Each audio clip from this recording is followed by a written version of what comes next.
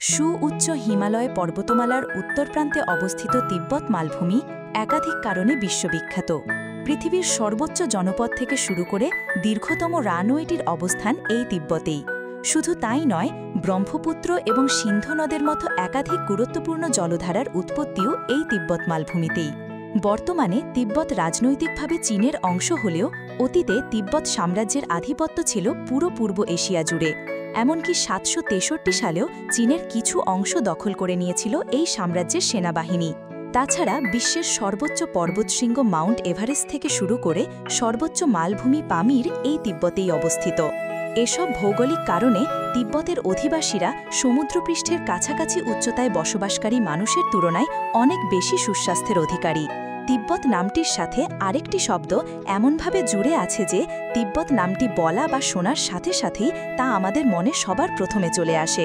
আর সাধারণ জ্ঞানের বইয়ের কল্যাণে তিব্বতকে নিষিদ্ধ দেশ এবং তিব্বতের রাজধানী লাসাকে নিষিদ্ধ নগরী হিসেবে জানেন না এমন মানুষ খুব কমই আছেন। তিব্বত নিষিদ্ধ দেশ হিসেবে পরিচিত হওয়ার কারণ হচ্ছে ধর্মীয়। দেশটির রাজধানী লাসা বৌদ্ধ ধর্মের অনুসারী তিব্বতীদের প্রধান ধর্মীয় গুরু দালাই লামার বাসস্থান হিসেবে ব্যবহার হয়ে এসেছে বহু বছর ধরে। সোনার চূড়া দেয়া বিখ্যাত পোতালা প্রাসাদটি রয়েছে এই শহরেই। ১৬৪৯ সালে এই প্রাসাদটি নির্মিত হলেও ১৯০৪ সালে আমেরিকার বিখ্যাত ন্যাশনাল জিওগ্রাফি পত্রিকার কল্যাণে এই প্রাসাদটি সম্পর্কে জানতে পারে বিশ্ববাসী।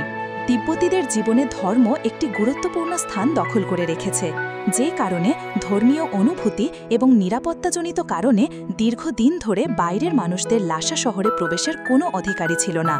এর ফলে লাসা বহির্বিশ্বের কাছে নিষিদ্ধ নগরী হিসাবে পরিচিত হয়ে উঠতে সময় নেয়নি। সেই সাথে তিব্বতকে ঘিরে জন্ম নিতে থাকে নানা রহস্য আর কাল্পনিক কাহিনী, আর সময়ে এই অঞ্চলটি নিষিদ্ধ দেশ হিসাবে পরিগণিত হয়েছে। অবশ্য ১৯৮০ সালের পর থেকে তিব্বত ভ্রমণের ওপর নিষেধাজ্ঞা তুলে নেওয়া হয় এবং ধীরে ধীরে পর্যটকদের কাছে উন্মুক্ত হতে শুরু করে শত শত বছর ধরে রহস্যের চাদরে মোড়া লাসা শহরটি। কিন্তু এখনও ভ্রমণের ওপর কিছুটা কড়াকড়ি রয়ে গেছে বলা যায়। কৈলাস নামক এই পর্বতটি একাধারে হিন্দু, বৌদ্ধ এবং জৈন ধর্মাবলম্বীদের কাছে পবিত্র হিসেবে গণ্য হয়। নৃবিজ্ঞানীদের গবেষণা অনুযায়ী এই তিব্বত মালভূমিতে মানুষের বসবাস শুরু হয়েছিল প্রায় ২৩,০০০ বছর আগে। কালের পরিক্রমায় অবশ্য এই জনপদের অধিবাসীরা চীন থেকে আসা অভিবাসীদের দ্বারা স্থানচ্যুত হয়েছিল। বর্তমানে তিব্বতে স্থানীয় সংস্কৃতিতে বিয়ে এবং অন্ত্যেষ্টিক্রিয়ার বিষয়গুলো বিশেষভাবে উল্লেখযোগ্য। এখানে সাধারণত এক নারী ও এক পুরুষের মধ্যে বিয়ে হয় না, বরং মহাভারতে পঞ্চপাণ্ডবের ধারা অনুসরণ করে এখানে এক নারী পরিবারের সব ভাইকে একসাথে বিয়ে করেন। সমাজবিজ্ঞানীদের গবেষণা অনুযায়ী এই এলাকার জনগোষ্ঠীর অধিকাংশই দারিদ্র্যসীমার নিচে বসবাস করায় এই প্রথা প্রচলিত হয়েছে। তিব্বতে স্থানীয়দের অন্ত্যেষ্টিক্রিয়ার ধরনও একেবারেই আলাদা। এখানে মরদেহ পুড়িয়ে ফেলা বা মাটি চাপা দেওয়ার বদলে তা কেটে টুকরো টুকরো করা হয়। তারপর সেই টুকরোগুলো কোনো পাহাড়ের চূড়ায় রেখে আসা হয়। তিব্বতে প্রচলিত বিশ্বাস অনুযায়ী পাহাড়ে থাকা শকুনের পাল মরদেহের সৎকার ও আত্মাকে স্বর্গে নিয়ে যেতে সাহায্য করে।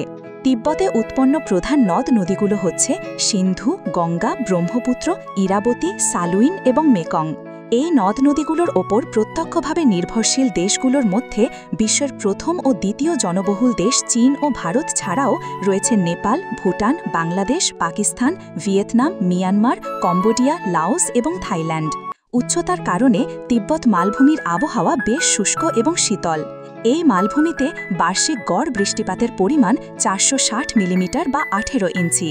শীতকালে এখানে গড় তাপমাত্রা ৫ ডিগ্রি সেলসিয়াসের মতো হয়, আর গ্রীষ্মে তা বেড়ে দাঁড়ায় ১৯ ডিগ্রি সেলসিয়াস। তিব্বতে ভ্রমণ করতে যাওয়ার অনুভূতি আলাদা। একবার হলেও ঘুরে আসতে পারেন তিব্বতে। পৃথিবীকে অনুভব করুন প্রাকৃতিক মহিমায়।